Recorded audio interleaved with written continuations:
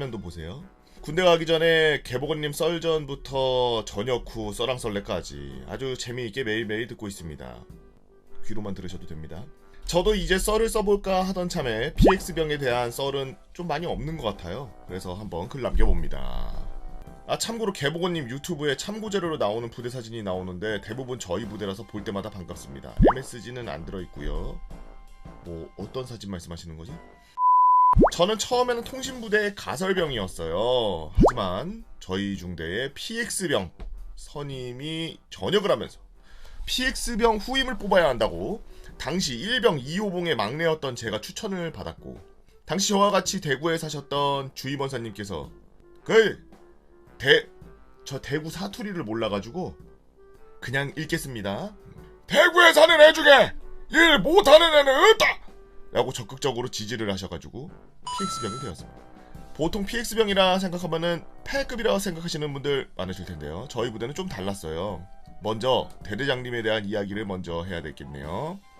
병사들에게 아주 지극정성이고 병사들의 이름과 보직은 물론 처차대 배치했던 면담 내용까지 하나하나 다 기억하시는 참된 대대장님, 정말 대단하신 분이었죠. 당시 대대장님께서는 통신병만 있던 저희 부대에 몇 없는 특수보직들을 아주 많이 챙겨주셨는데, 취사병, PX병, CP병 등등이요. 그래서 그런지 아무나 뽑지 않는 전통이 있었고요. 당장 제가 PX에 들어간다 해도 선임들만 해도 모두 특급전사들이었죠. 저는 특급전사 아니었습니다.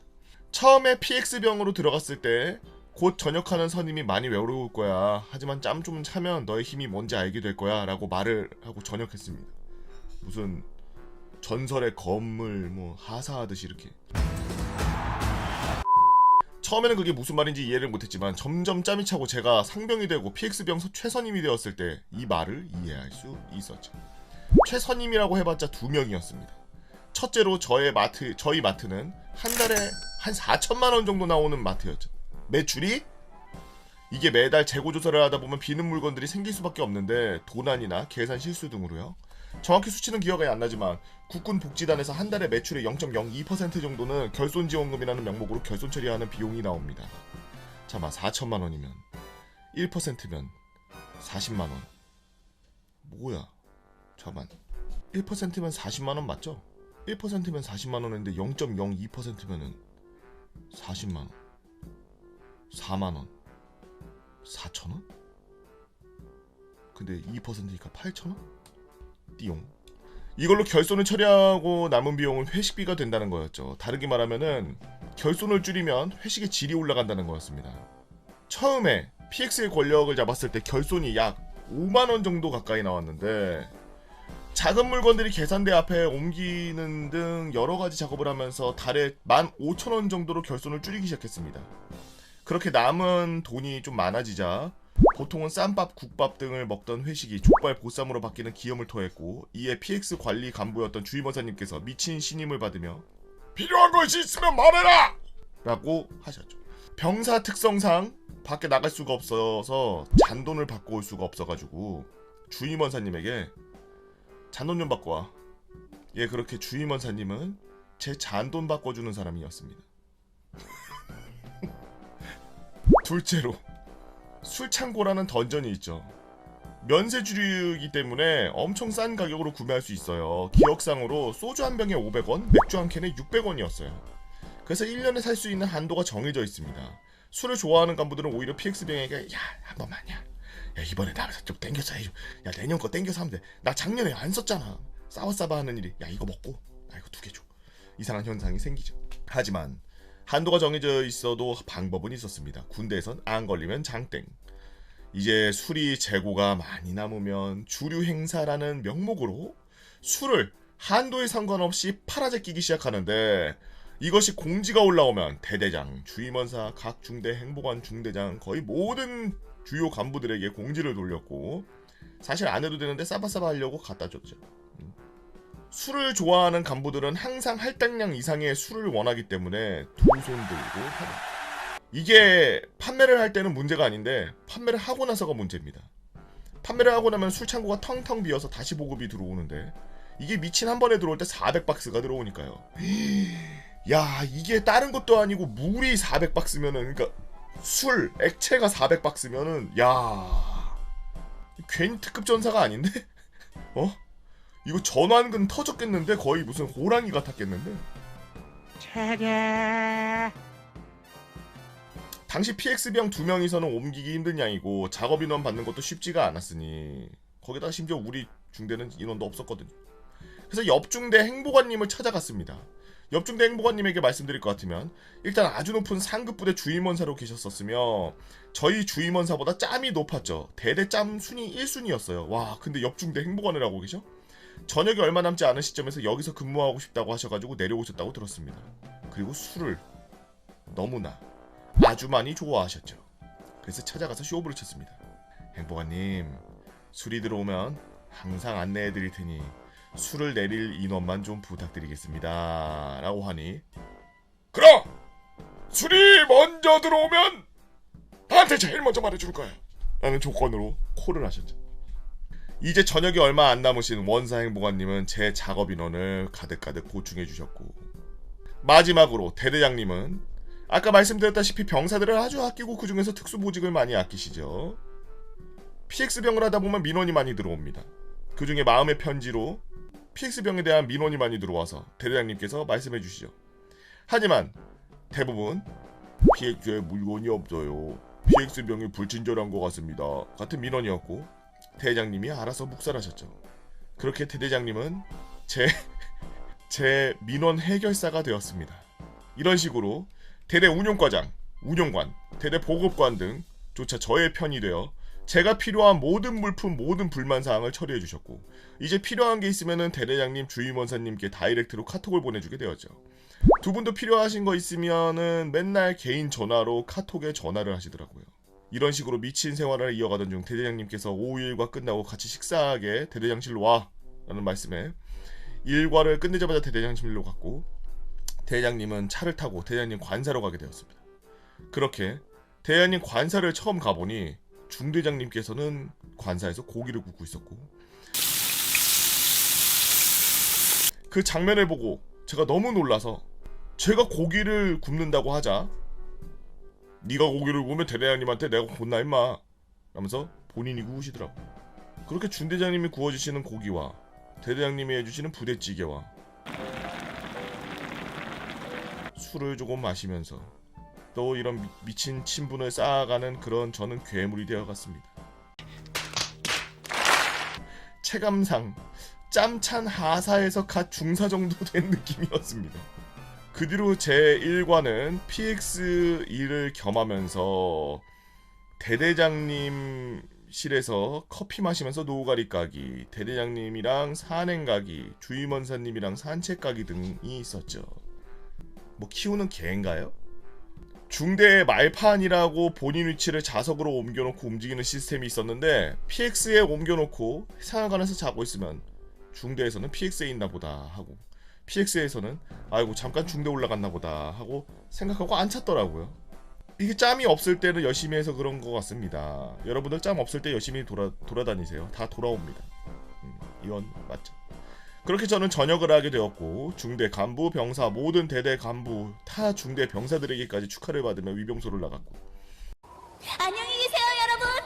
중대 행보관님 차로 터미널까지 태워주시면서 우시면서 저를 보내주셨습니다. 그때 계시던 대대장님, 중대장님, 간부님들 보고 싶네요. 썰의 반응이 좋다면 동기 휴가 아껴 쓴다고 상병 3호봉에 신병 휴가 나간 썰, PX병의 일과, 성윤모 이병한테 찔리고 휴가 다 잘릴 뻔한 썰, PX 관리관한테 들이박은 썰 등 한번 써보겠습니다 라고 김준풀님께서 올려주신 썰랑썰레였습니다. 보고형 밥 먹을 때나 잘 때 항상 라디오처럼 썰랑썰레 잘 틀어놓고 생활하는 25살 시청자예요. 썰랑썰레의 기상천외한 군생활 들으면서 와, 나도 적을 거 없을까? 생각하며 수차례 군생활을 복귀해보았으나 너무나 아주 평탄한 군생활을 했기에 마땅히 적을 게 없어서 내심 아쉽더라고요. 그러던 중 썰랑썰레를 모두 보진 않았지만 예비군 조교의 군생활에 대하여서는 나온 게 없는 것 같아서 이렇게 한번 적어봅니다. 남자분들이라면 술자리에서 빼놓을 수 없는 이야기거리가 바로 군대 얘기잖아요. 그리고 군대 얘기하면은 바로 내가 힘이 들었네, 네가 더 힘들었네, 다들 친구들과 티격태격 싸워본 적 있으실 겁니다. 바로 그런 술자리에서 나 예비군 조교였다 라고 하면 온갖 야유가 쏟아지기 마련입니다. 보통 다들 꿀보직으로 많이 알고 있거든요. 저는 그럴 때마다 나 진짜 존나 힘들었어 라고 말한답니다. 이 글을 보는 여러분들도 의아할 수 있어요. 그거 그냥 예비군 뒤치덕거리 하다가 허이허이 해주면 되는 거 아니냐 라고 생각할 수도 있습니다만, 그 뒤치덕거리를 전국에서 가장 많이 하는 조교면 어쩔까요? 그렇습니다. 제가 있던 부대는 전국에서 7번째, 8번째로 인구가 많은 수원시의 모든 예비군의 훈련을 담당하는 부대였습니다. 한 번에 훈련 오는 예비군 숫자가 전국에서 3번째로 많았죠. 보통 500명 중후반, 많으면 600명 초중반. 제가 조교 생활하면서 제일 많이 받은 인원수는 676명인가를 받아봤던 걸로 기억합니다. 저는 수원의 인구가 저 정도로 많은지 군대 가서 처음 알았어요. 서론이 너무 길었네요. 조교들의 일상 한번 같이 보시죠. 예비군 준비과정. 예비군 훈련이 있는 날이면 아침 점호도 약식으로 진행합니다. 왜냐하면 일과가 7시 40분부터 시작되거든요. 아직 부대 생활이 덜 익숙한 2등병 1병 때 아침을 제대로 못 먹거나 씻을 시간도 없이 바로 훈련교장으로 가서 훈련에 쓸 교보제들을 훈련장에 다 갖다 놔야 됩니다. 운이 안 좋아서 교보제들이 무거운 교장에 조교로 걸릴 때가 있는데, 크레모아 수십 개가 들어있는 박스나 연습용 수리탄 수백 개가 들어있는 박스 같은 거요. 크레모아를 쓰는 교장은 산꼭대기에 있어서 저 크레모아를 산꼭대기에다가 욕을 하며 옮겨놔야 합니다. 교보제를 옮겨놨으면 예비군들이 훈련 때 사용하기 쉽게 적절히 배치해야 돼요. 여기까지 하면 보통 우리 예비군 선배님들이 입소하시는 9시가 됩니다. 예비군 훈련 시작! 9시가 되면 우리 선배님들 강당에 모여서 간단히 설명을 듣고 중앙통제실에서 한 훈련에 몰리지 않게 적절히 분배함에 여기저기에 흩어 뿌려버립니다. 여기서부터 조교들의 진정한 고난이 시작되는데요. 각 교장에서 예비군들에게 직접 시범을 보이는 시범조교, 그리고 A교장의 타교장으로 예비군을 보내는 교장 통제 조교, 예비군들을 가만히설로 최대한 꼬드겨서 사람이 없는 교장으로 보내 전체 순환이 잘 되게 해야 하므로 경험이 많은 상병장 라인들이 주로 교장 통제 조교를 합니다. 그들이 모두 으쌰으쌰해서 좀비 같은 예비군 형님들을, 선배님들을 끝까지 훈련받을 수 있게 노력한답니다. 끝날 때까지 끝난 게 아니다. 힘들었던 예비군 훈련이 다 끝났네요. 하지만 끝난 후 각 교장별로 쓰고 남은 교보제 정리 및 교장 환경미화를 또 실시해야 합니다. 훈련 준비 때와 마찬가지로 운 나쁘면 수류탄 교장으로 수백 명이 던지고 간 수백 개의 뇌관들을 하나하나 다 주스로 다닐 수도 있죠. 사실 각 교장별로 어떻게 했는지 설명하고 싶은데 너무 길어질까봐 전체적인 과정만 간단하게 한번 적어봤습니다. 사실 여기서부터가 중요한 내용입니다. 저 정도면 할만한 거 아니야? 라고 생각하실 수 있는데, 여기서 글 초반부에 말씀드렸던 수원의 인구수가 한 번에 훈련 오는 예비군수 전국 3번째 환장의 콜라보가 발생하는데, 한 번에 훈련 오는 예비군의 평균 수가 550명이라고 한다면 예비군 훈련을 받아보신 분들은 아시겠지만 보통 10명이 한 조잖아요. 그러면 시범 조교들이 하루에 55번을 설명해야 됩니다. 와, 말이 55번이지. 아무리 예비군 훈련을 대충대충 한다 하더라도 한 조당 5분씩만 잡아도 4-5시간을 쉴 새 없이 계속 똑같은 걸 반복해야 하죠. 끝나고 나면 목이 갈라져서 말할 때마다 목이 아픕니다. 또 한 가지, 인구수가 많으니 예비군도 당연히 많아서 정말 한 달 30일 중에 주말 8일 제외하고 정말 어쩌다가 쉬는 하루 말고는 20일 정도를 3월에서 11월까지 저렇게 계속 훈련 조교만 했습니다. 이런 군생활을 하고 나왔는데, 야 예비군 조교 그거 개꿀이잖아 이러면 저는 당연히 날뛰며 아니야 를 외칠 수밖에 없는 거죠. 군필 여러분들도 잘 알고 계시겠지만 사실 보직도 중요하지만 내가 어느 부대를 가느냐가 훨씬 중요합니다. 한 달 전에 저도 예비군을 다녀와서 거기서 복무하는 조교분들을 보는데 제 군생활이 생각나서 너무 짠하더라고요. 이 글을 보시는 개펜다 회원님들, 특히나 자기가 대도시 시민인데 예비군을 간다면 거의 조교들한테 잘해주세요. 아마 저처럼 계속 갈려나가고 있는 인원들일 겁니다. 이 글이 영상으로 채택된다면 아직 미처 말씀드리지 못한 예비군 조교의 비애와 야간 근무 중에 후임한테 장난치려고 간부 사칭했다가 군단에 걸린 썰 한번 풀어보도록 하겠습니다. 라고 아직 한강 차갑다님께서 올려주신 썰렁썰레였습니다. 최근에 하나 짚고 넘어가자면 제가 이 크로마키를 사용하면서 그 초록색을 날아가게 했더니 이 안경에 그 코팅되어 있는 게 이렇게 초록색으로 눈에 비치면 크로마키가 돼가지고 눈동자가 없어지는 것처럼 이렇게 되죠. 그래서 어떤 분이 보고 형님 안 본 사이에 눈을 크게 다쳐가지고 큰일 났구나 하고서 찾아봤는데 아니어서 다행이었습니다라고 누가 글 남겨주셨더라고요. 감사합니다. 따뜻한 마음.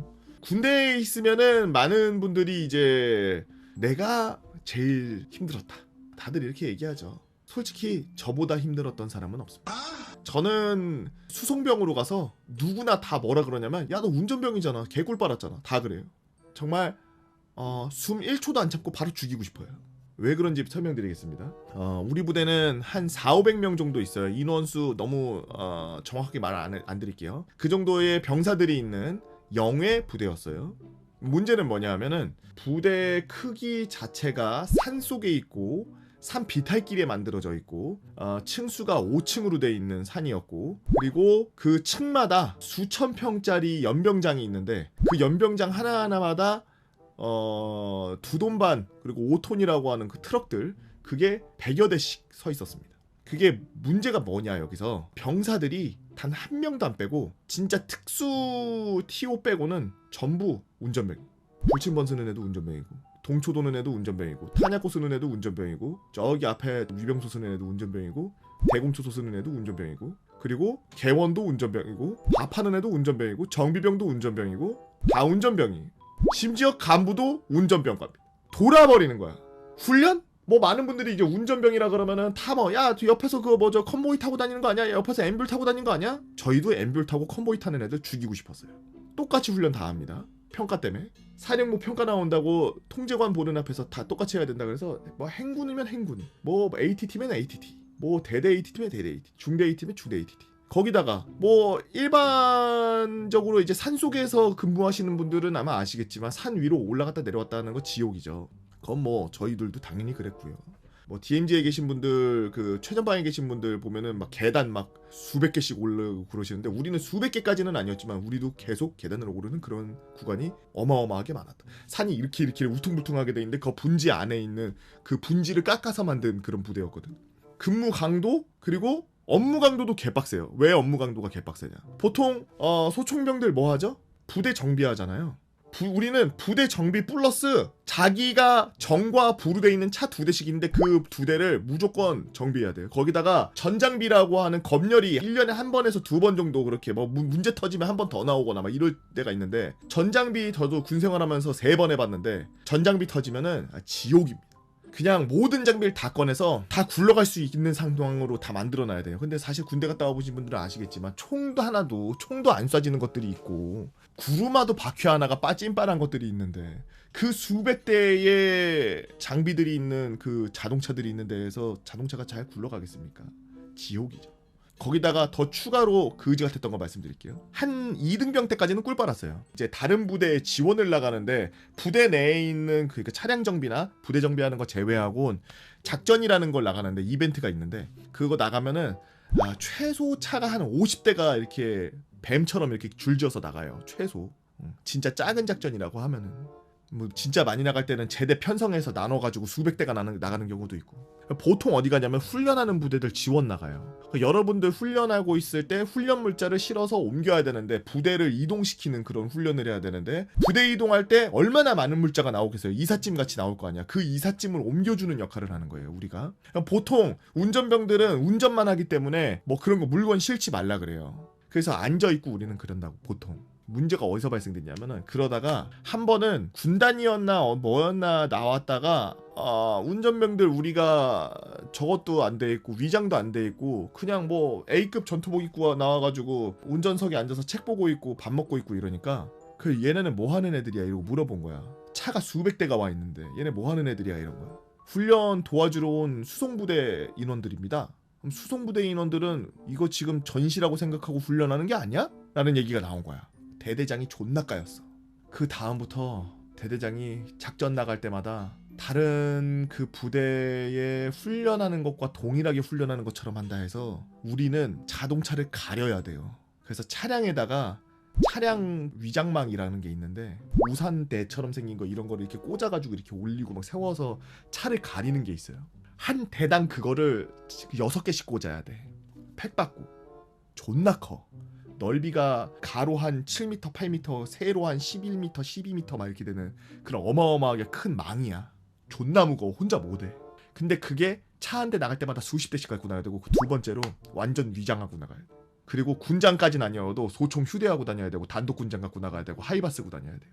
그래서 1병 때부터 병장 때까지 작전 나갔다 하면 다른 부대 훈련한 거랑 똑같이 모습하고서 나갔습니다. 그걸 한 달에 많게는 2번, 적으면 2달에 1번 정도 나간 거예요. 1년에 한 10번 정도 나가죠. 훈련을. 남의 훈련을. 우리 훈련 빼고도 그 지랄을 하고 다녀요. 밥도 전식 먹고, 밥도 거기서 주는 삔일밥 먹고. 지옥이야. 여튼 제가 나온 데가 제일 힘들었다고 말한 겁니다. 여러분들은 어떤 재미난 이야기들 있나요? 여러분들의 재미난 이야기, 혹은 여러분들이 어디가 힘들었는지, 뭐가 힘들었는지. 여러분들 뭐 힘든데? 뭐 군대 다 똑같지? 우선 저는 글을 잘 쓰지 못합니다. 거기다 카투사와 미국에 대한 정보가 많지 않아 여러가지 설명이 많은 부분 이해 부탁드리며 카투사 썰이 많지 않을 거라 생각하여 좀 신선할 것 같다는 생각이 드네요. 저는 운이 좋게 카투사에 합격되어 미군 부대에 배치받게 되었습니다. 운이 좋게 카투사로 들어갔는데 카투사 내에서는 운이 안 좋게 좀 빡센 부대로 들어가게 되었고, 아침 운동도 빡세고 훈련도 자주 있고 틈만 나면 비상훈련에 들어가는 그런 이상한 부대. 썰에 들어가기에 앞서 몇 가지 설명드릴 점이 있습니다. 카투사는 훈련 등이 없으면 주말마다 외박이 가능합니다. 빨간 날을 포함해서요. 미국 빨간 날도 마찬가지죠. 퇴근 후 사복으로 환복한 뒤 외출도 가능하고, 카투사는 중대 10명 이하로 배치되며 대대에서 카투사들을 관리하죠. 미군 사병들과 같이 지냅니다. 물론 그곳엔 여군들도 있죠. 그리고 미군들은 보통 한국에서 1년 정도 계약하고 한국에 와서 일합니다. 추가로 계약하는 경우도 있죠. 여튼 엄청난 꿀입니다. 그렇기 때문에 제가 군 생활하는 동안 많은 미군들이 새로 오는 사람들을 반기는 걸 보게 되었죠. 이 사건은 제가 막 일병을 달았을 때쯤이었습니다. 당시 저는 다른 카투사 선임들과 별로 친하지도 않았고 되려 미군들과 많이 친했으며 일도 열심히 잘 해내어서 여러모로 미군들 사이에서 평판이 좋은 상태였죠. 그때 새로운 미군 중사 소대장이 제 소대로 배치되었고, 그 사람은 좀 많이 괴팍하고 사람들을 자주 갈구며 소리 지르고 사병들이 편하게 있는 꼴을 못 보는 사람으로 전 소대장과는 완전 딴판인 사람이었습니다. 그래서 그 소대장은 중대 전체 내에 평판이 좋지 않았고, 특히나 아침 운동 시에 매우 빡세게 굴린다는 점이 사병들을 빡치게 만들었었죠.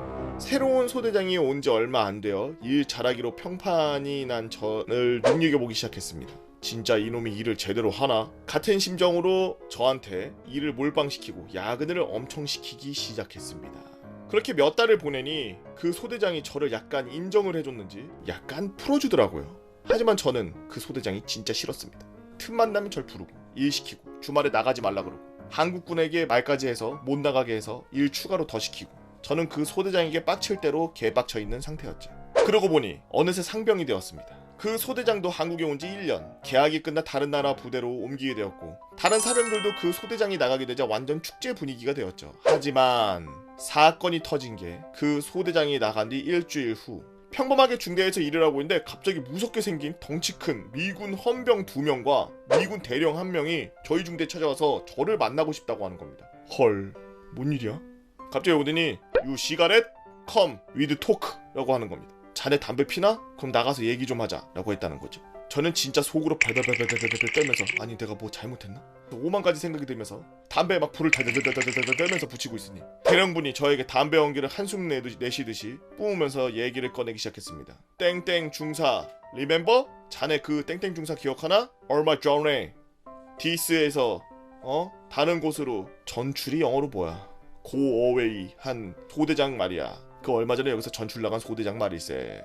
그 사람 기억하나? 아, 기억합니다. 무슨 일이라도 있습니까? 그 중사가 성추행으로 찔렸어. 저는 진짜 화들짝 놀라서 동시에 조금 안심했죠. 아, 내 잘못이 없는 거였구나. 근데 그 중사가 널 변호 증인으로 지목했어. 미친! 한 번 더 놀랐습니다. 도대체 왜 날 이런 일에 끌어들이는 거지? 거기다 내가 왜 변호인이지? 여러 의문만 생겼지만 찬찬히 질문을 했죠. What mean you talk? I don't know my action. 그럼 그게 무슨 뜻입니까? 저는 어떻게 해야 되죠? 라고 하자 대령이 그게 문제야. 넌 카투사잖아. 한국군 소속인데 말이야. 그 사건이 있을 무렵 미군들도 다 한국을 떠나서 미국에 갔단 말이지. 그래서 내가 지금 널 데리고 한국군에 가서 너를 미국으로 데려갈 수 있는지 물어볼 거야. 시간 되겠니?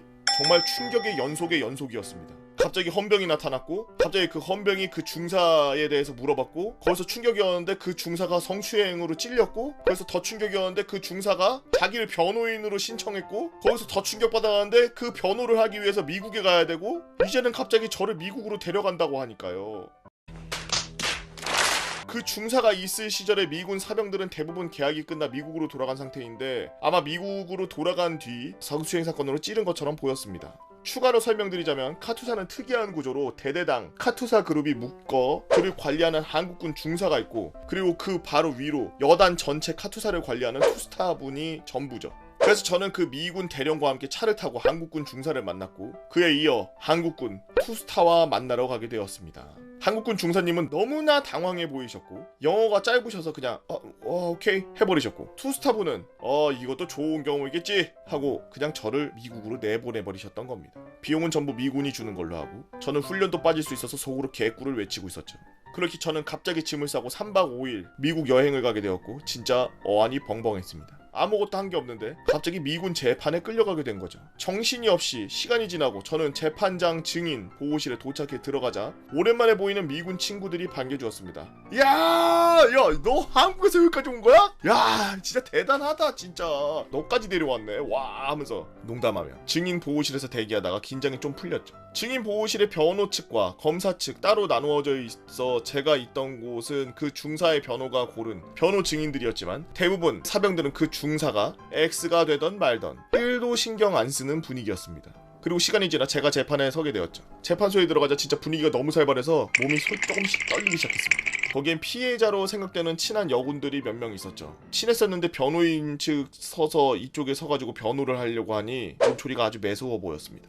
처음 증언에 서자 판사가 기본적인 것을 말하고 따라하라고 합니다. 자신은 진실만을 말할 것이며 이 성서에 맹세합니다라고 따라 말하라고 하면서 성서에 손을 대고서 한 손을 들라고 하는데 진짜 영화에서나 본 것 같은 장면이 눈앞에서 펼쳐지면서 긴장해서 떨고 있는데 저런 대사를 영어로 하는 것조차 목소리가 떨렸죠. 그러자 검사 측에서 저에게 질문을 쏟아내기 시작했습니다. 증인은 피해자를 압니까? 피해자의 성추행 각을 보신 적이 있습니까? 등 여러 질문을 하는데 계속 떨렸습니다. 그 중에 검사가 제가 카투사라는 점을 잘 이용하는 것 같았죠. 카투사는 매주 주말 외박이 가능하며 퇴근 후에 외출이 가능하기에 저는 나가서 먹을 거 쇼핑하거나 PC방을 다녔습니다. 증인은 카투사로 주말에 나갈 수 있다고 했죠? 거기 외출도 가능하며 나가서 노는 경우가 많다고 했는데 그렇다면 증인이 피고의 행각을 보지 못했을 가능성이 있지 않습니까? 라는 질문에 저는 놀라며 그렇다고 했죠. 그럼 저는 이로 질문을 마치겠습니다 라고 하면서 검사분이 멋있게 저를 풀어줬죠. 그렇게 판사님이 저를 내보내고 저는 담배를 피러 밖에 나가자 그 피해 여군 중에 한 명이 밖에서 담배 피는데 만나게 되었습니다. 약간 오해를 푼 것인지 서로 오랜만이라 반가워서 그 중사를 까면서 하하호하면서 기분이 많이 풀렸죠. 이렇게 저는 재판소에 다녀왔고 다시 한국에 복귀하여 평범한 일을 하던 중 그 헌병들과 대령이 또 와서 저한테 서류를 보여주며 판결이 어떻게 났는지 알려주러 왔다고 하는 겁니다. 야, 이런 것까지 알려줄 의무까지 없을 텐데 막 와가지고 아예 사절단처럼 와서 직접 말해주네. 개멋있네. 우리나라였으면 병사가 저걸 어떻게 알아?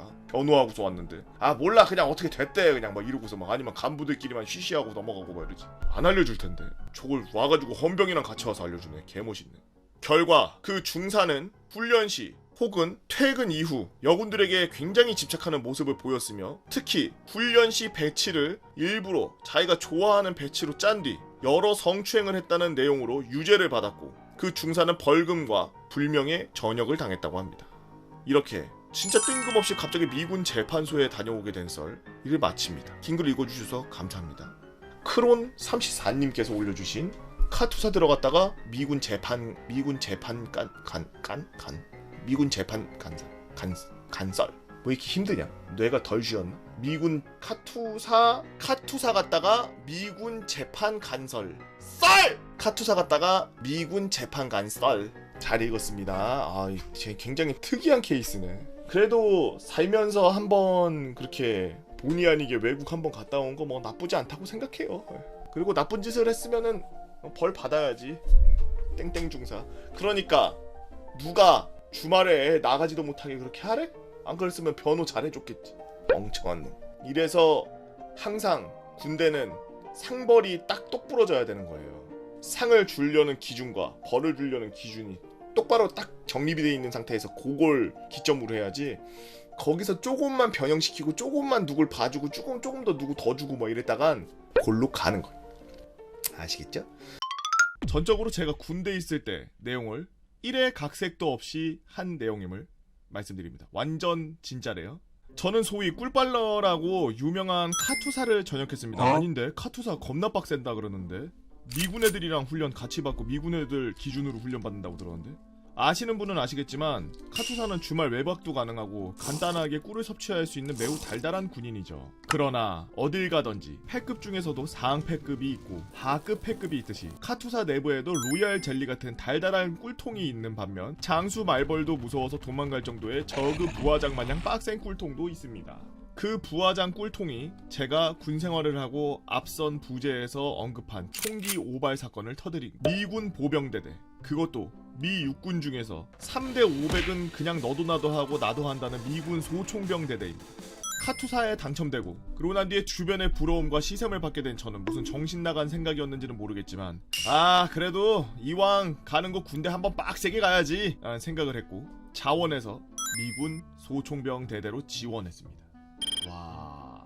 그때만 해도 저는 미군들이 쓰는 M4, M249 다 써볼 줄 알았죠. 사실 그거 쏴보고 싶어서 소총병 지원한 곳도 있었고요. 근데 막상 가니까 야 너 몸 좋냐? 중량 좀 쳐? 3대 몇 나오냐? 이런 거 몇 개 물어보더니 넌 약골이라 안 되겠다. 넌 그냥 저기 장갑차에 달려있는 이상한 총이나 닦고 그거 정비나 해. 이러더군요. 결국 저는 소총대대로 자대 배치를 받았는데 배치받고 6개월이 될 동안 훈련소 이후로는 소총을 한 번도 못 쏴본 군인 아닌 군인이 되었어요. 그렇게 7개월이 지났을까? 갑자기 대대장이 전 대대원을 모두 사격 훈련을 하고 총 못 쏘는 놈은 이제부터 외박 못 나간다 라고 공지를 때려버린 겁니다. 하늘이 무너져 내리는 줄 알았습니다. 그래도 나름 9개월 동안 군생활 열심히 하려고 했던지라 선우임 그리고 이 미군 놈들에게 빌려 ACOG 어콕이라고 부르는 우리에겐 매우 익숙한 4배율 스코프를 얻을 수 있었습니다. 4배율을 실제로 써보신 분들은 아실 테지만 진짜 개꿀이에요. 아이언 사이트 안 맞추고 표적에 빨간 점만 대고 쏘면 다 맞습니다. 진짜 개꿀이에요. 이런 4배율을 빌렸으니 사격은 당연히 통과겠지 하하 라고 하면서 장담하고 편안하게 쉬고 있었죠. 그리고 결전의 사격 훈련 날 사격장을 도착하니 중대장이랑 행보관, 미군 놈들은 1등 상사라고 부릅니다. 이 두 놈이서 뭐가 그렇게 신이 난지 깍깍거리면서 핸드폰 보고 있더라고요. 보아하니 사격 시작하려면 1시간은 있어야 될 것 같길래 미군 룸메한테 사격 시작할 것 같으면 깨워줘 라고 하고 험비 안에서 자고 있었습니다. 한 3시간 잤을까요? 걔가 저를 깨우더니 야 5분 뒤에 너야 이러는 겁니다. 낮잠 자다가 일어나면 아시죠? 눈앞에 침침하고 5분 안에 잠 깨고 사격 제정신을 하려면은 20발 중에 18발 이상 맞추기가 쉽지가 않습니다. 야 이거이 어땠다. 저는 어떻게든 눈을 비벼대며 사격줄에 섰고 잠을 깨려고 뺨도 때리고 어떻게든 잠을 막 깨려고 난리를 쳤는데 그러다가 제 차례가 되어서 총알을 받고 사로에 들어갔죠. 그리고 엎드려서 잠 깨자, 어서 잠을 깨자, 자 잠 깨야 돼, 18발 쏴야 돼, 외박 나가야지 이 생각을 하고 쏠 준비를 하고 있는데 갑자기 사격 안내 스피커에서 매거진 로드 라고 하는 겁니다. 매거진? 잡지? 잡지 뭔데? 이러고 있는데 옆에 다른 놈들이 복명복창하면서 매거진 로드 하면서 탄창을 결합하더군요. 맞습니다. 스코프도 빌리고 딴 거 다 준비해놓고 사격 순서 알려주는 오도 순서를 다 까먹은 거죠. 진짜 눈앞이 캄캄했습니다. 옆에 애들 거 보려고 하는데 양키놈들 안전을 얼마나 중시하는지 위험하다고 사로와 사이사이가 5m나 되더군요. 그래도 어찌어찌 다 따라가면서 결합하고 노리새 후퇴 전진까지 다 했습니다. M4도 K2랑 장정만신만 빼면 거의 비슷해서 하면서 다 따라했죠. 하지만 다들 아시죠? 그 내가 생각하지 못한 변수가 튀어나왔을 때 당황하면 다른 데서 실수가 나오는 법. 각자 20발씩 있는 사격이 끝나고 제대로 다 쏜 건지는 모르겠지만 노리새 후퇴 고정을 하나 하길래 했습니다. 그리고 두 번째 탄창 결합을 하고 대기하고 있으니까 노리새 전진! 이라는 오더가 오더군요. 그때는 그래도 처음 해본 거라 잘 따라했죠. 그렇게 노리새 전진! 하면서 복면복창하면서 노리새를 전진하는 순간 빵! 제 총에서 총알이 나갔습니다. 사령탑에서 바로 What the f***! Who the f***을 외치더군요. 한 5초 동안 얼어있었어요. 이유는 이랬습니다. 제가 20발 사격 중에 20발이 아닌 19발만 쏘고 마지막 한 발이 총알 안에 총열에 남아있던 거죠. 근데 제가 정신이 없어서 그 총열을 안을 체크를 안 했죠. 웃어. 그리고 노리새 후퇴 전진하고 탄약집 연결하고 노리새 전진을 또 하니까 새로 장전된 총알이 총열 안에 남아있던 총알의 뇌관을 그냥 때려버린 거예요. 그리고 발사됐죠. 웃어. 바로 그날 사격 중지가 됐고 저는 중대장한테 끌려갔습니다. 가니까 중대장이랑 작전장교, 미군에서는 엑소라고 합니다. 행보관 높은 놈들이 다 와있더군요. 한 1시간 털렸나? 시간도 기억이 안 납니다. 그리고 그대로 소대장한테 끌려가서 또 1시간 또 털리고 분대장한테 또 가서 한 번 더 털리고 카투사 선임들한테 가서 한 번 더 털리고 카투사 관리하는 한국군 간부한테 가서 또 털리고 3일 동안 털리기만 했죠. 그리고 마지막 이 부대의 대대장한테 끌려갔죠. 저희 대대장은 앞선 그래도 느끼셨겠지만 엄청 빡센 사람입니다. 이라크 전화로 파병 갔다가 왼쪽 종아리 아래를 잃었는데 의족 달고 아침마다 구보 뛰는 참군인입니다. 와, 이 쉬운 일이 아닌데 와 대단하네. 진짜 터미네이터네. 대대장실 들어가니까 대대장이 다리 꼬고 저를 쳐다보더군요. 그리고 딱 한마디 했습니다. Get the fuck out. 바로 문 닫고 나왔습니다. 그리고 저는 카투사들 매주 나가는 외박 4개월 동안 못 나갔죠. 그리고 상병 진급할 때도 미군 측에서 너는 상병을 탈 자격이 없는 새끼야 넌 그냥 일병 계속 붙이고 다녀? 라고 해서 일병 계속 붙이고 다녔습니다. 그 이후로 제 별명은 Ceasefire, 한글로는 사격 중지가 되었죠. 아직도 그때 그 미군들이랑 연락을 하고 한 번씩 만나는데 만나기만 하면 Hey Ceasefire! Ceasefire! Hey Ceasefire! What the you face shit! 이러면서 연락하곤 하죠. 지금은 지난 추억이 돼버렸지만 당신은 엄청 힘들었던 기억이 있네. 다들 재밌게 보시고 이런 등신도 있구나 하고 웃고 넘기세요. 시스파이어 일병의 이야기였습니다. 진짜 군대에서 저는 육군 갔다 왔지만 육군에서도 총 쏠 때만큼은 굉장히 좀 예민하거든요. 진짜 약간 간부들급은 좀 여유롭다고 생각됐던 것 중 하나가 간부들은 사고를 칠 거라는 생각을 안 해. 왜냐? 자기네들이 자원해서 그 힘든 훈련을 다 하고 제가 말하는 간부들은 그냥 일반 간부가 아닌 특전사 간부들 말하는 거예요. 빡센 막 그런 데를 자기네들이 자원해서 왔고 그거에 대한 명예나 자신감 막 프라이드가 장난이 아니야. 근데 그런 와중에 그 사람들이 총 갖고서 총기로 갔다가 사고를 일으키거나 그럴 거라는 예상을 안 하나 봐. 진짜 풀이해. 그 옛날에 특전사들 그 훈련하는 거 보면서 특전사랑 우리랑 사로를 같이 쓰진 않았지만 저는 이제 지원을 많이 나갔으니까 특전사들도 이제 차가 필요하고 그러면은 우리가 이제 차 지원해서 저희는 이제 거의 택배 회사였거든요. 인간 택배.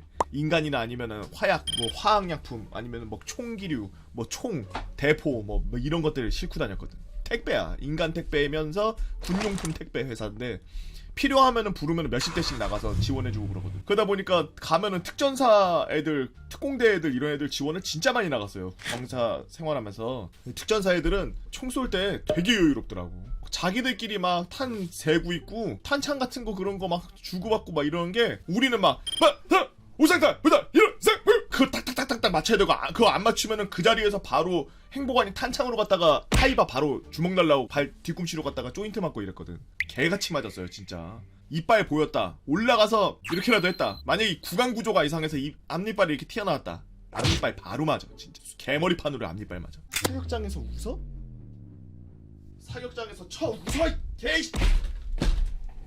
다른 때에는 좀 풀어져 있더라도 총 쏠 때만큼은 그렇게 빡센데 진짜 놀랐던 건 간부들만큼은 개 여유롭게 진짜 이게 진짜 군인이고 우리는 통제된 상태에서 굉장히 뭐랄까 우리는 징병자들이구나. 우리는 징병돼서 온 사람들이라는 게 뼈저리게 느껴지는 게 자원에서 온 사람들이랑 자원에서 자기네들이 훈련하고 막 총 쏘고 이런 사람들이랑 징병돼서 온 사람들이랑 대우나 그런 게 완전 다르더라고.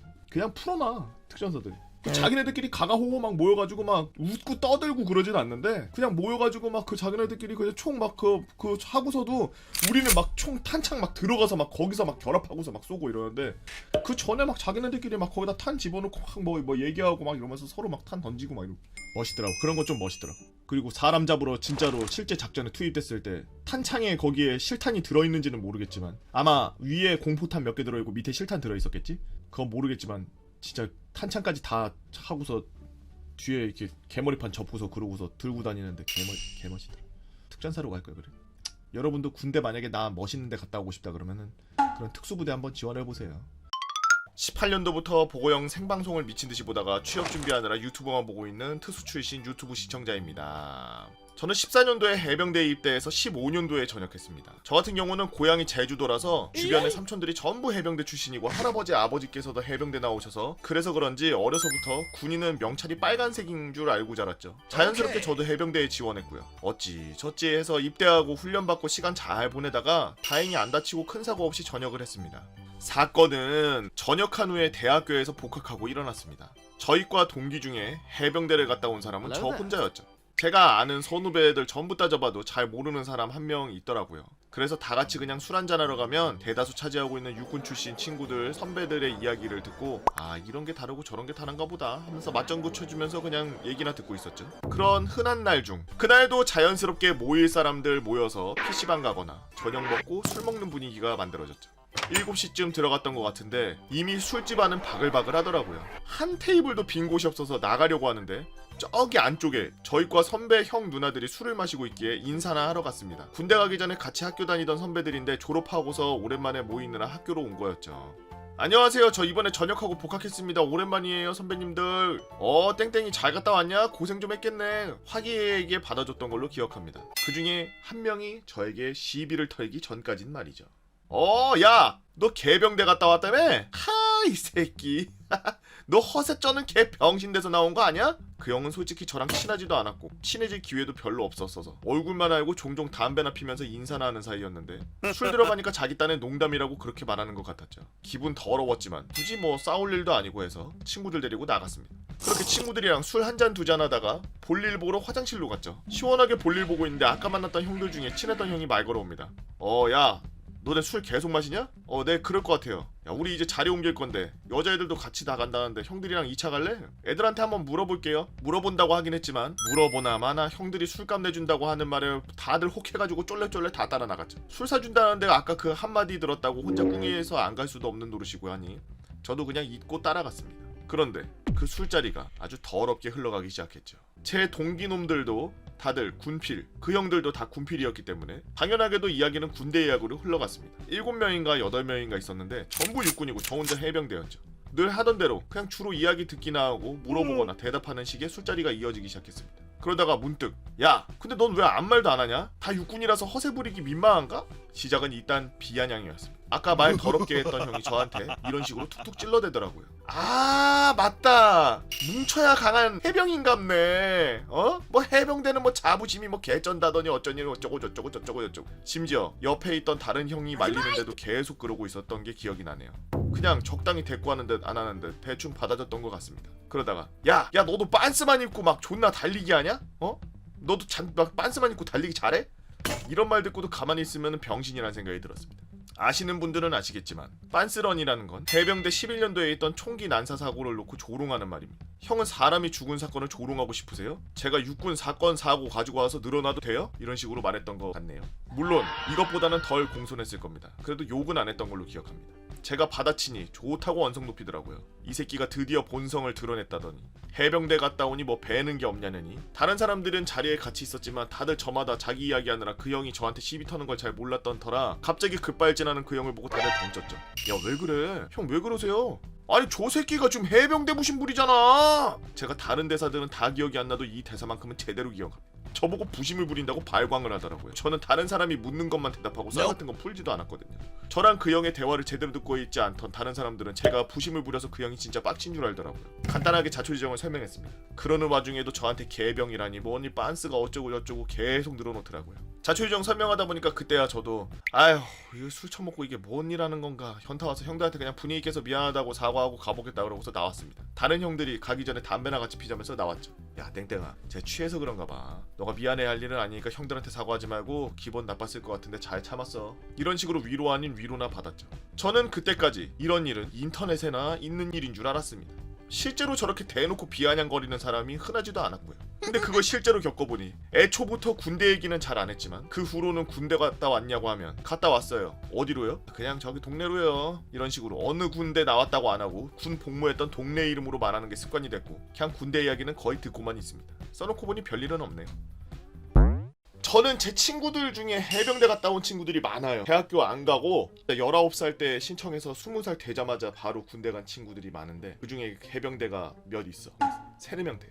근데 나와서 자기들끼리 노래 시키더라고. 이제 내 친구들 이제 900대 기수야. 지금 뭐 여러분들 뭐 1000몇 기, 뭐 1100 몇 기 뭐 이러는데 내 친구들 800대 후반 900대 기수란 말이야. 자기들끼리 기수 하나 두 개밖에 차이 안 나는데 술 먹고 해병이 그렇게 하게 돼 있나 막 이러고서 시내 한가운데서 야 반동은 좌우 반동 하나 둘 셋 막 이러면은 이제 친구가 왜 그래 막 이러고 새끼 해병이 기수빨인데 오빠랑 안 해? 열애내고 싶어. 빨리 반동은 좌우 반동 하나 둘 셋 막 이러면 막 이러고 있어. 또 술 먹고. 그 20살 때 그랬어. 20살, 21살 때 친구들 다 해병대 갔다 온 친구들이 나오면은 휴가 같이 자기들끼리 편지로 주고받아서 휴가 맞춰서 나온 거야. 나오자마자 그러고 있는 거야. 개웃기다니까. 그리고 해병대 좋은 점 진짜 안저만 있어도 돈이 들어와. 난 진짜 너무 좋더라. 밖에서 술 먹고 있잖아. 안 그래도 돌격머리니까 머리 여기만 있으니까. 그리고 새카맣게 타있고 여기만 돌격머리 있는 애들이 막 한 3-4명 모여가지고 거기에 막 20명씩 친구들하고 술 마시고 이러고 있으니까 지나가던 아저씨나 아니면은 형들이 야 너 해병대냐? 얘 해병대입니다. 얘 해병대입니다? 새끼야 나 몇 기야. 발딱 일어나가지고 총 막 필승한 거야. 다 같이 막 다 일어나 막 다 필승해. 너 휴가 나왔냐? 예 그렇습니다. 뭐야 지금 뭐 1병입니다 뭐 2병입니다 3병입니다 뭐. 돈 주고 갈 테니까 애들이랑 술 먹고 니네가 내고 가. 알았어? 니네가 먹으면 안 된다. 야 얘네가 술 쏘는지 잘 봐. 형이 쏘는 거야 이거. 나와서 잘 재밌게 놀고 사고 치지 마라. 용돈 주고 가. 근데 그게 한두 번이 아니야. 하루에 앉아있으면 한 2건 정도 그렇게 해서 돈을 수거해. 공짜 술 개 먹어 진짜. 그리고 막 모르는 형들 막 지나가다 술 취해서 그냥 막 합석해. 아 해병대냐 말이야. 합석해. 해병대 친구 셋에 그냥 일반 친구 한 셋 이렇게 있으면 해병대 그거 막 어깨 동무하고 막 노래 불러. 그러고서 술값 다 내줘. 야 회 먹자 회 막 회 먹으러 가. 모르는 사람들인데. 그리고 막 아저씨들 지나가다 해병대라 그러면은 고생이 많다 말이면서 또 탁 찔러주고 술 마시고 얼굴 벌게가지고 개부럽더라고. 해병대 쓸 걸 그런. 그거 보고 내 친구들 해병대 썼어. 몇 명. 나도 해병대 가야 되겠다. 그래서 해병대 다 썼다. 떨어졌지. 해병대 떨어졌어. 해병대를 총 8명인가 썼는데 그중에 3명인가 4명밖에 안 됐어. 안녕하세요. 2년 전부터 보거형 유튜브는 구독받고 꾸준히 시청해왔던 팬입니다. 최근 들어 유튜브에 썰랑설레 영상이 많이 올라오면서 더 흥하는 보거형을 보면 뿌듯함과 동시에 제가 겪은 군생활 중에 유독 기억에 남고 재밌어서 주변 친구들에게도 몇 번 들려주고 반응이 좋았던 썰이 있어서 이렇게 올려봅니다. 숙성이 오래된 만큼 감칠맛이 약간 가미될 수 있습니다. 때는 2015년 3월 10일 화요일. 저는 2014년 6월에 해병대에 입대해서 한창 일병으로 뺑이를 치고 있을 때였습니다. 다른 부대 그리고 현재는 어떻게 다를지 모르겠지만 제가 복무할 땐 정기적으로 나가는 TTT라는 전술훈련을 했는데 규모에 따라 사단, 연대, 대대, 중대급으로 나갔고 특히 중대급 훈련이 더 잦았기에 중대 TTT는 흔히 중T라고 칭했죠. 5년도 지난 일이라 그 당시에 무엇을 하고 있었는지 정확히 기억이 나진 않지만 제 기억으로는 아마 전주에 저희 중대가 중T를 다녀오고 부대 정비하면서 병기 수입과 같이 좀 평화로운 오후 과업 시간을 보냈던 것으로 기억합니다. 그런데 마른 하늘의 날벼락이라고 했을까요? 중대 상황실에서 방송이 들리는 순간 그런 여유로운 순간이 그리 오래가지는 않았습니다.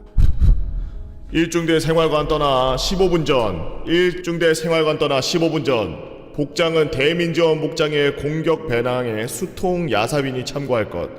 그리고 각자 수통에 물 가득 채우고 수건도 물에 적셔서 챙길 수 있도록 이상. 해병대 쪽 그 단어들은 처음 보는 것들이 많네. 공격 배낭? 생활관 떠나가 뭐야? 뜬금없이 생활관 떠나 15분 전도 어이가 없는데 복장도 갑자기 대민지원 복장에 배낭 수통에 야삽에 뭔 수건? 중대복도에 생활관 문이 벌컥벌컥 열리면서 각 생활관에 짬 좀 먹은 선임들이 상황을 파악하러 나온 막내들이 우르 나오면서 여유롭던 순간 금세 어수선해졌습니다. 짬 좀 먹은 선임들. 아니 반장님 무슨 일입니까? 그리고 갑자기 복장 들은 게 맞습니까? 야 산불 났댄다. 다들 빨리 애들 복장 갖추고 집합시켜. 젖은 수건 꼭 챙기고. 저희는 빨리 대민지원 복장으로 환복하고 철모와 수통 수건 야삽이 든 배낭을 챙기고 연병장으로 집합하는 중 저 멀리서 특유의 그르렁거리는 두돈반 소리가 들려오고 있었지. 저희를 태우고 갈 녀석들이었습니다. 저희는 트럭을 타고 언젠가 밤인지 낮인지 행군하면서 지나쳐왔던 길을 따라 어디로 실려갔죠. 얼마를 갔을까? 몇 대의 헬리콥터가 후다다다다다 그러면서 소방차들이 한두씩 보이기 시작했습니다. 멀리서도 한눈에 보이는 산불 연기의 크기에 야 이거 작은 사이즈 불이 아니구나. 누가 봐도 짐작할 수 있었습니다. 저희는 어딘가에 하차한 후 몇몇 인원이 등짐 펌프 등에 짐을 지고 화염방사기처럼 물을 쏘는 것. 이거 시골에서 농약 칠 때 쓰는데 명령 하다를 받았죠. 간부 절대 위험한 곳은 무리해서 나서지 말고 펌프 받은 인원들이 1차적으로 진화하고 뒤에 다른 인원들이 야삽으로 흙을 덮어서 잠불을 잡는다. 알겠지? 다시 한번 강조하지만 위험할 것 같은 곳은 절대 무리하지 마라. 저의 임무는 전문적인 소방대원이 아니기 때문에 소방대원분들이 큰 불을 잡은 곳을 지나 잠불을 잡는 것이었습니다. 그렇게 짐을 챙기고 젖은 수건으로 얼굴을 두른 채 저희는 산속에 들어가는데 저만치 멀리 앞에 소방대원분들이 뭐라뭐라 소리치시는 소리가 들리고 저희 머리 위에 소방헬기 2세대가 왔다 갔다 하면서 번갈아 물을 뿌리고 있었죠. 저희는 각자 등짐 펌프를 쥐고 있는 인원은 물을 뿌리고 야삽을 든 인원은 야삽으로 불을 패고 땅을 파서 모래를 뒤덮고 잠불을 잡았습니다. 문제는 이날 초속 20m가 넘는 강풍이 부는 날이라 건조주의보까지 발령된 날이었다는 것이죠. 으아 바람 엄청 불었겠는데? 앞에 엽서대 한 기수 위 선임이 수통에 물을 뿌리고 야삽으로 흙을 까뒤집고 잠불을 끄고 제 쪽으로 걸어오고 있었습니다. 그런데 자연적으로 부는 강풍 플러스 위에서 날아다니는 헬기의 바람이 합쳐져 불어오는 순간 그 선임 뒤에 불이 없었는데 끄기 전보다 더 큰 불이 갑자기 나는 겁니다. 땡땡땡 해병님 뒤 어? 아직 일병 나부랭이였기에 한기수 선임이라 해도 친한 선임이어도 말끝을 흐리면 안되고 말미를 단아가로 끝내야 하는 것을 알고 있었지만 그 순간 그걸 말할 생각 겨를이 없었습니다. 이전에 뉴스에서 건조주의보가 발령됐을 때마다 산불에 주의하라는 말이 그렇게 와닿지 않았는데 이날 확실히 배웠습니다. 꺼진 불도 다시 살아나면 정말 무섭게 불이 번지더라고요. 그렇게 얼마나 진화 작업을 했을까. 19시에서 20시쯤 됐을 쯤 하늘이 어둑어둑해졌습니다. 날이 어두워지니 불이 더 잘 보이더군요. 아직도 저 산 위에 빨간 불길이 보이면서 소방대원분들이 불길을 잡고 계셨습니다. 그래도 계속 저희를 굴릴 수는 없었는지 다른 부대에서 지원해 오면서 저희는 철수를 위해서 저희를 태울 차량을 기다리면서 어딘지 모를 길 옆 공터로 집결해 있었습니다. 근데 도대체 차량은 어디쯤 오는지 한참 오지를 않고 저희는 평소에 먹는 저녁 시간도 지난 시간이라 배가 너무 고픈 상태였는데 문제는 하필 작업 나갈 때 복장이 하의는 전투복에 상의는 긴팔 기능성 티인 춘추 체육복을 입어서 추위가 배가 되었죠. 아이고 춥겠다. 아무리 해병은 추위를 못 느낀다고 하지만 참다 못해 옆소대 최고참 선임이 본인의 소대원들을 집합시킵니다. 야 1소대 띠바 내 주위로 다 붙어. 옆소대 소대원들이 그 고참을 둘러싸자 저희 소대 선임들이 웃긴 듯 쳐다봅니다. 야 이거 효과 있는데? 개 따뜻해. 순간 저희 소대 최고참 선임들도 속이 되는지 야 이소대 집합! 우리 소대 후달스들 이소대 집합하시려면 집합입니다. 집합! 저희도 똑같이 저희 소대 최고참을 둘러싸게 되고 그 상황이 웃긴지 서로가 다 웃고 재밌는 분위기였습니다. 야 땡땡 중대 집합! 그렇게 저희는 소대별로 둘러싸는 걸 넘어서 중대 전체가 중대 최고참과 그 밑에 고참들이 중앙을 두고서 원형으로 둘러싸기 시작했습니다. 이렇게요. 이야 정말 신기할 정도로 확실히 효과가 있더라고요. 저는 당시 아직 후달려서 바깥쪽에 있었지만 그래도 확실히 혼자 칼바람을 맞는 것보다는 따뜻했습니다. 이어지는 중대 최고참의 한마디. 야 이거 비비면 더 따뜻한 거 아니야? 야 비벼! 저희는 저렇게 모인 상태에서 무슨 종교의식 마냥 제자리에서 쿵쿵 뛰며 비비기 시작했습니다. 이어지는 다른 선임의 목소리. 야 비트박스 어딨어? 비트박스 DJ! 그 DJ는 저를 부르는 소리였습니다. 당시에 저희는 중대에 신병이 오면은 취침 전에 휴게실에서 중대가 모여 점호를 다 끝내고 나면 신병이 무서운 장기자랑 시키던 문화가 있었기 때문에 학창시절 비트박스 동아리 회장이기도 했고 학교 축제나 지역 동아리 경영대회에서도 입상한 경험이 있던 저는 자랑스럽 장기자랑 때 비트박스를 하였고 그 반응이 뜨거웠죠. 한동안 선임들이 시도 때도 없이 찾아와서 저에게 비트박스를 시키곤 했는데 중대 주크박스 같은 신세를 면치 못했습니다. 그때 저녁 몇 달 전에 도달한 선임이 특히 황룡병장이라고 칭하며 그 선임이 부르는 대로 관등성명을 하게 되었기에 일병 DJ 비트 깔아!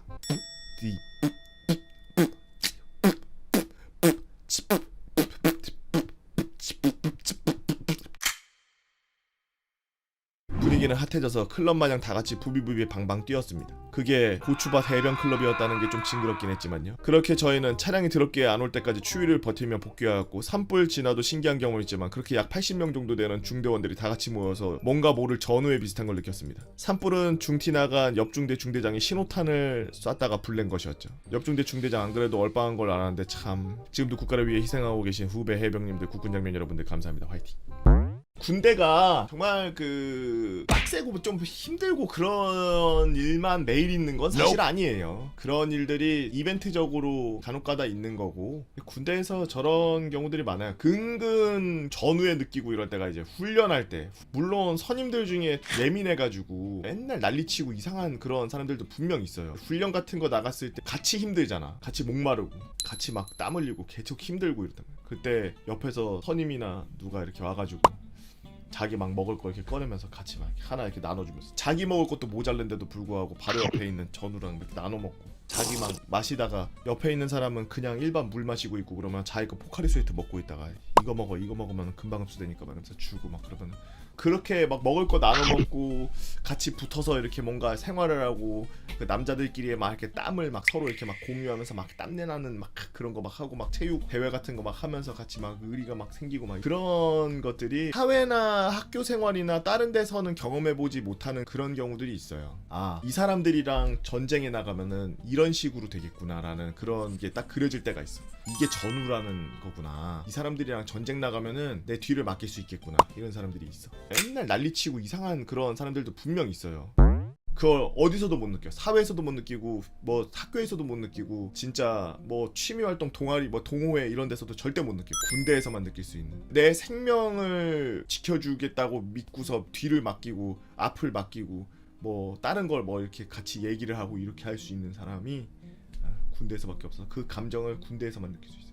아마 군대 갔다 오신 분들은 단 한 번이라도 그런 걸 느껴본 적이 있을 거예요. 저도 군대에 있을 때 훈련하고 그러면은 많이 느꼈어요. 특히나 이제 뭐 다 같이 이렇게 뭐 전술훈련 같은 것도 전술훈련 같은 경우에는 근데 솔직히 뭐 시나리오가 짜져 있고 거기에 맞춰서 그냥 뭐 이렇게 하는 거라 그거는 뭐 그렇게 못 느끼는데 뭐 어디 매복을 한다든지 아니면은 행군 가는데 행군간에 서로 넘어지거나 아니면 막 다치거나 그래가지고 걸을 수는 있지만 혼자 걷기엔 힘들고 막 이런 전우들 있으면 막 같이 걸어주고 막 훈련소에서 같은 기수 훈련병들이랑 막 같이 총 쏘고 막 같이 그 훈련하고 이러면서 생기는 막 전우회나 막 근데 그거 막 부대 가고 나중에 전역하고 그러면 다 없어져요. 네.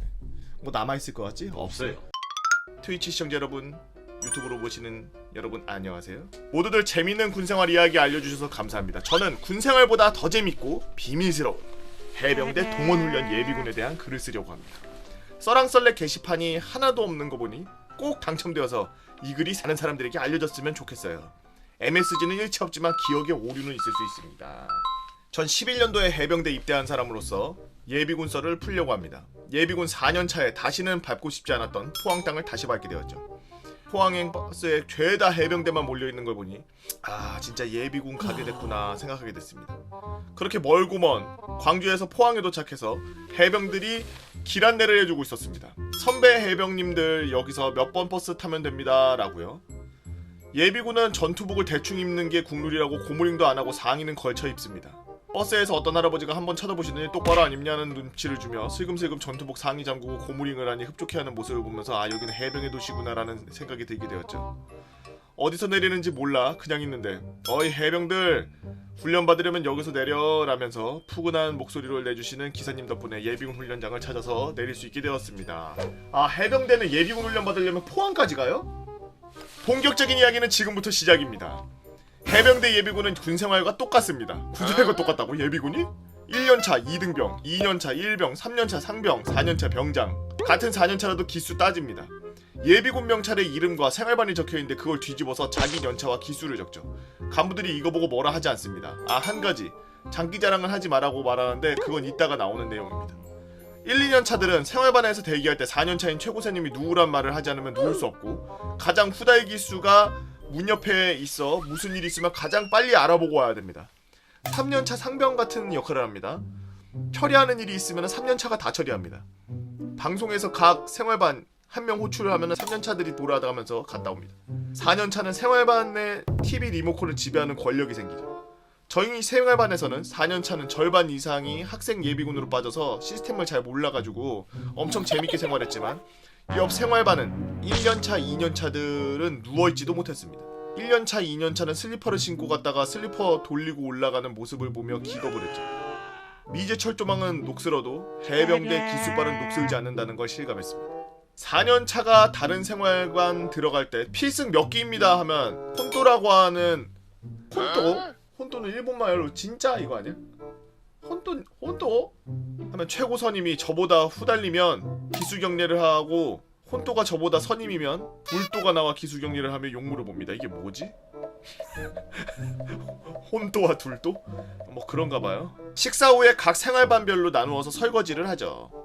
1년차, 2년차 모든 걸 합니다. 밥판, 식기, 국통, 반찬, 통 1, 2년차들이 진행하고 3년차 행주로 식탁 닦고 놀고 4년차 담배 핍니다. 저희 생활반은 1, 2년차 인원이 너무 없으니 옆 생활반은 군대와 똑같다면 병장처럼 행동하라고 했지만 그리고 다 동생들인데 힘든 거 뻔히 하는데 그렇게 쪽팔려서 함께 설거지를 했죠. 다만 1, 2년차가 자기들이 알아서 어려운 걸 하겠다 하니 부끄럽다고 3, 4년차까지 같이 설거지를 하게 되었습니다.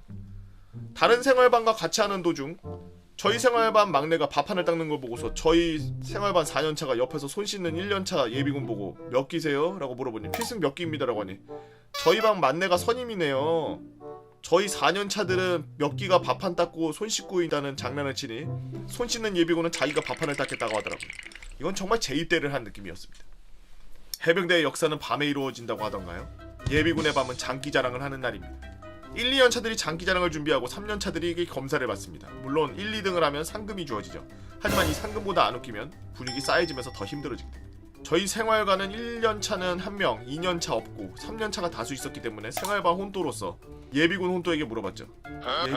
생활반 혼또로서 예비군 혼또는 무슨 말이지? 12년에 전역해야 하지만 영창 갔다 와서 13년도에 전역한 좀 특이 케이스구나. 우리 생활반 막내 한 명이고 3년 차인데 어떻게 하냐 라고 하니까 4년 차 그건 좀 그러니까 하기 싫으면 안 해도 된다라고 했죠. 전 그래서 저희 생활반 3년차들에게 너희 3년차니까 안 해도 된다라고 강요 아니니까 너희들 결정하라고 하니까 근데 1, 3년차들이 이것도 일종의 추억인데 한번 해본다는 겁니다. 간부들이 하지 마라고 하였지만 진행을 했습니다. 영상을 첨부하고 싶지만 더럽기도 하고 19금 장면이 많아서 보여드리긴 그렇습니다. 우선 복장은 팬티에 X반도를 착용한 것을 시작으로 진행하고 빨개 벗고 노모쇼하는 예비군, 짝짓기를 하는 예비군, 어딘가 4인치 블럭, 벽을 쌓을 때 넣는 큰 블럭을 주워와서 손으로 격파 시범을 보이는 예비군. 이거 안 깨진다고 머리를 깨려 하니 위험하니 말렸습니다. 다양한 장기자랑을 4년차 앞에서 진행했죠. 누가 1등한지 기억이 안 나지만 이런 장기자랑을 진행합니다. 거짓말하지 마. 야이씨, 해병대 안 갔다 왔다고 무시하는 거야 지금? 거짓말하지 마. 참고로 현역이던 11년도에 온 예비군 선배님은 장기자랑할 때 할 게 없어서 옹달샘이라고 4년차가 씻은 물을 먹게 했다고 합니다. 악습이긴 하지만 그 당시 저도 분위기에 심취해 있었고 4년차지만 후달기수라 뭐라 할 수 없더라고요. 4년차들이 돈을 걷어서 1등하는 반에게 상금을 주기도 하고 복귀할 때 포항에서 광주 가는 버스를 대여해서 집에 갈 때 편하게 가게 해주는 인계사항도 있습니다. 또한 각 생활반에 4년차가 돈을 걷어서 황금마차를 쏘는 문화도 있죠. 황금마차 오면 4년차들이 음료, 과자 등 제 담배, 본인 담배, 피는 담배 2갑씩 사오라고 합니다. 그리고 저희 생활반에서 현금을 걷어가지고 저희 교육받는데 수고한 주계 장병에게 회식하라고 15만원 정도 쥐어주죠. 해병대 전역한 사람으로서 해부심은 없지만 해병대 나왔다고 멋있다고 생각하고 있습니다. 멋있는 일만 해야 하는데 참 악습이 육군을 뛰어넘는 문화가 있기에 욕을 먹는 것 같죠. 참 이상한 문화인데 이 문화를 4년차가 없애더라도 1년차가 장기자랑한 3년차들이 부활시키는 참 거지같은 문화입니다. 아니 진짜 예비군이 이렇다고? 아 여기만 이렇겠지. 여기 어느 한 군데만 그랬겠지. 아니 한 군데만 그렇기에는 너무 스무스하게 무슨 당연히 해야 되는 것들처럼 마치 육군 애들 저 예비군 동원 예비군 하면은 나중에 집에 가는 교통비 받은 거 그거 걷어가지고 생활관 담당했던 막내 용돈 몰아주고 뭐 그런 거랑 비슷한 느낌인데 신기하네. 이 뭐 여기만 이랬던 거 아닐까? 그냥 이분이 계셨을 때 이랬고 요즘에는 없을 것 같아요. 그 옛날로 가면 갈수록 신기한 거 많아. 육군도 많고 해군도 많고 공군도 있고 다 있어. 여러분들은 어떤 재미난 이야기가 있나요? 저는 좀 말이 안 된다고 생각하는데 MSG 안 친다 그러는 MSG 좀 많이 친 것 같은데 진짜 해병대이신 분들 이런 게 진짜 있나요? 저는 해병대 안 나와서 모르겠어요. 뭐 이런 문화도 있고 저런 문화도 있는 거지. 저는 아무 생각이 없습니다. 대신 여러분들끼리 욕 쓰고 싸우지만 마세요. 기수 정리하는 것까지는 괜찮습니다. 진짜 우리 동네 할아버지 모셔오기 전에 너무 깝치지만 마세요. 우리 동네 저 할아버지 해병대 옷 입고 다니시는 분 계시고 뒤져 아주. 내가 봤을 때는 한 자릿수야.